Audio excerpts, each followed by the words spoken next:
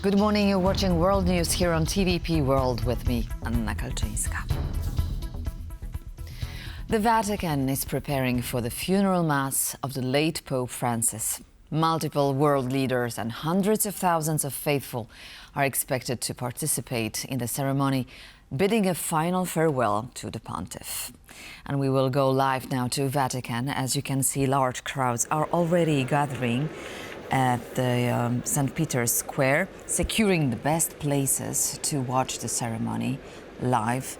From the early hours of Saturday, large crowds coming from every corner of the world waited for the barricades surrounding the Vatican's St. Peter's Square to open. The Pope funeral is also a high-ranked diplomatic event with some 50 heads of government and 10 monarchs will participate at a mass held at St. Peter's Basilica, celebrating the late Pope's life and papacy.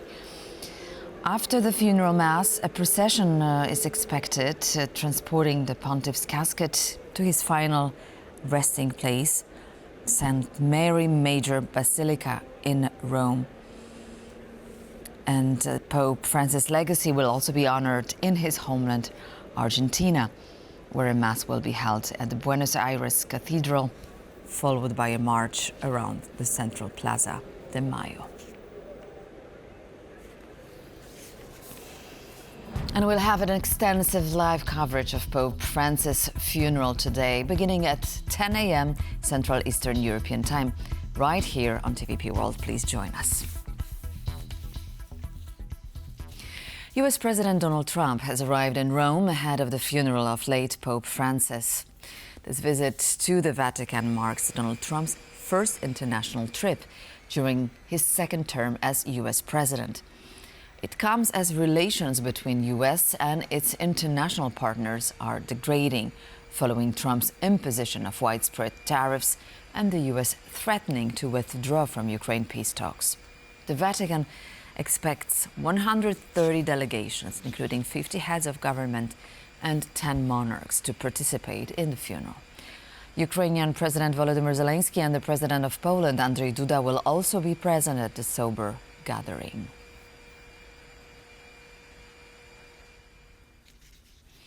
US President Donald Trump has said that Special Envoy Steve Witkoff had a pretty good meeting with Russian President Vladimir Putin. Trump was asked about the talks on board Air Force One while on his way to Rome for the Pope's funeral. Steve Witkoff will get out of his meeting with Putin today. He'll be calling me. They just left the meeting. I haven't been briefed yet, but he had, I hear, a pretty good meeting. An Iranian Shahed drone shot down in Ukraine will be displayed on Capitol Hill in Washington, D.C. The weapon was brought to the United States thanks to the involvement of Polish Foreign Minister Radosław Sikorski. The Iranian drone was delivered to the U.S. by Poland after having already been showcased at a Conservative Political Action Conference, CPAC, in February. On May 8th, the Shahed will be shown to members of the U.S. Congress. The weapon is a symbol of Iranian involvement in the Russian invasion of Ukraine. Since 2022, Russia has launched thousands of these types of drones at Ukrainian cities.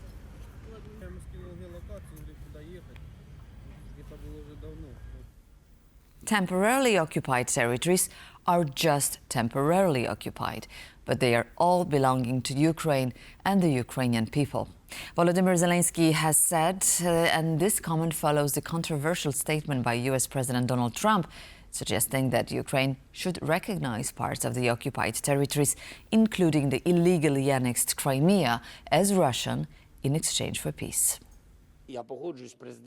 I agree with President Trump that Ukraine does not have enough arms to take back control over the Crimean Peninsula through force.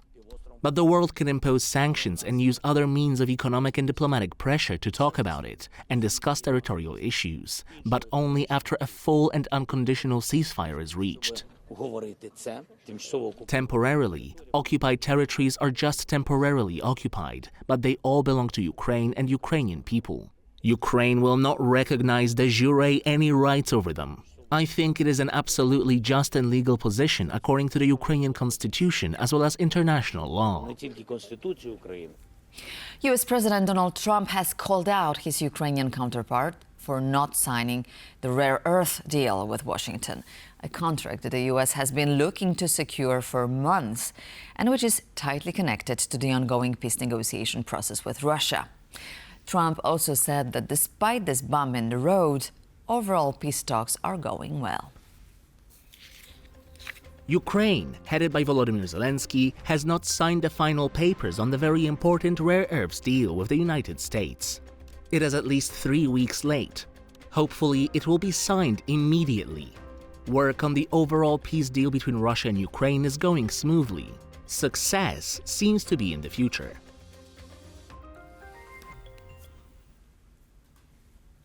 The European Union military assistance mission to Ukraine is training Ukrainian soldiers before they leave for the front lines. Poland, one of the countries participating in the mission, has seen at least 19,000 troops go through a full round of training, with more recruits on the way. At the moment, we are focusing on strengthening the skills of Ukrainian soldiers in all aspects of their commanding roles through a number of field tactics, and then in certain more specific areas, such as utilizing long-range snipers or mastery of certain tactical procedures related to reconnaissance operations. We focus on preparing soldiers for combat in the trenches, for modern combat, for example, the use of modern weapons on the battlefield, such as drones, artillery and sniper skills. As for stress management, well, yes. When, for example, you go into a trench line, a lot of shots are fired. You need to understand how to behave. You need to make certain decisions. Training here makes us understand how to act in specific situations. We reenact them and learn in this way.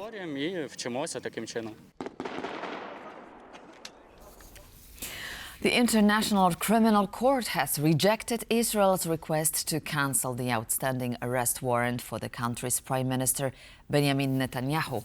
The ICC will now revisit the question of whether it has the proper jurisdiction to deal with the conflict between Israel and Palestine.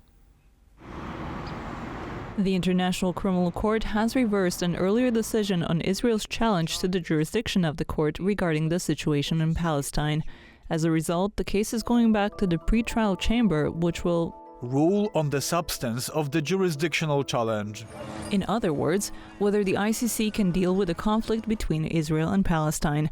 According to the Rome Statute, the governing legal instrument of the court, the ICC can exercise its jurisdiction if one or more of the involved states are parties to the statute. Israel is not, but Palestine acceded to the statute in 2015. The rules of the ICC are clear. No state, no standing, no case. Israel is arguing that since Palestine is not a state and does not exercise sovereignty over Gaza, the court could only exercise jurisdiction if Israel approved.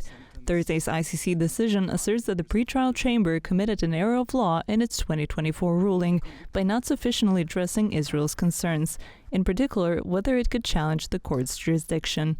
But if they say that Palestine is a state according to the statute and that Gaza falls under the territory of Palestine, then they don't need to provide any other reason to conclude that the court can exercise jurisdiction. In 2021, the ICC ruled that it can exercise its criminal jurisdiction in the case of Palestine and that the relevant territorial scope extends to Gaza and the West Bank. We already have a decision where the pretrial chamber decided that actually Gaza is part of the territory of Palestine. So in that sense, I'm not expecting the pretrial chamber to reverse the findings in the February 2021 decision. The outrageous decision by the ICC prosecutor, Karim Khan, to seek arrest warrants against the democratically elected leaders of Israel is a moral outrage of historic proportions. In November 2024, the ICC issued arrest warrants against the Israeli Prime Minister and former Defense Minister over alleged war crimes and crimes against humanity committed in Gaza. Israel requested that they are suspended, but the ICC dismissed the plea. The arrest warrants are thus valid and should be enforced by the state parties to the ICC. For TVP World, I'm Sonia Gatabishchan. Exhumations of Polish victims of the Volhynia massacre from 1943 started while the first site in the village of Puźniki, western Ukraine. Ukraine is carrying out the operation in collaboration with Polish institutions. Our correspondent, Don Arleth, has this report. Here in the former Polish village of Puźniki, what is now present-day Western Ukraine, of course, the second day of preparation works to conduct these exhumations in this mass grave that was found here continue. Now, we spoke with some of the local residents to get their reactions to what is going on. We've seen the politicians between Poland and Ukraine trying to get to this point for a long time. So we wanted to talk to the locals about what they thought would be uncovered here and their general opinion on this cooperation between Poland and Ukraine. What a pity, because they burned them alive, just like how Moscow is doing now. It was the same. I'm sorry for those who died. Here we used to have more Poles than Ukrainians. We had a lot of Poles living here. Expertise will show how it was in reality, because from our side we have the truth, and from the Polish side there is another story. I heard one version and then another, as I'm interested in this story. This is good because we can't keep silent or keep it in secrecy. There remains the need for the victims to be exhumated and reburied, and if we get the truth, it will be good too. There is evidence from both sides, from the Ukrainian side how it was, and there is evidence from the Polish side. Time will show. Now, this is just the first site since the politicians were able to make that agreement to conduct these exhumations earlier in the year. And of course, there will be more to come in the weeks and months ahead, of course, in an effort to heal these very old wounds. Reporting from the former Polish village of Puźniki in current-day Western Ukraine, Don Arleth, TVP World. Polish energy giant Orlen announced that it's strengthening ties with Ukraine's Naftogaz, signing a new deal to provide gas supplies to the country. This is part of a growing partnership aimed at reinforcing regional energy security. Polish Orlen and Ukraine's Naftogaz have signed their third agreement for the delivery of 100,000 cubic meters of natural gas, bringing the total volume under the long-term cooperation deal to 300 million. The gas sourced from the United States will be shipped as LNG, regasified at the Świnoujście terminal and delivered to Ukraine via Poland's infrastructure. Orlen says the partnership will boost Ukraine's energy resilience, especially during the heating season. Naftogaz echoed the importance of stable supply as part of its diversification strategy.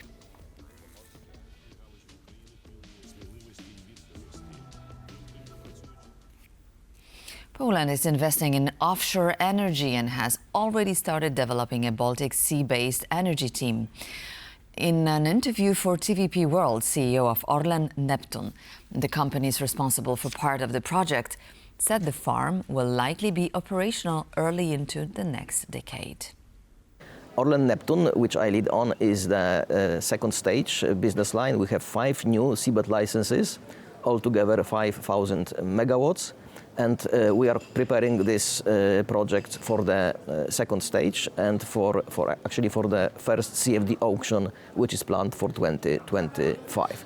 So we are in the early development stage, and this project will be up and running in the first year of the next decade. And that's all for now, but please stay tuned to TVP World for more interesting news and other features.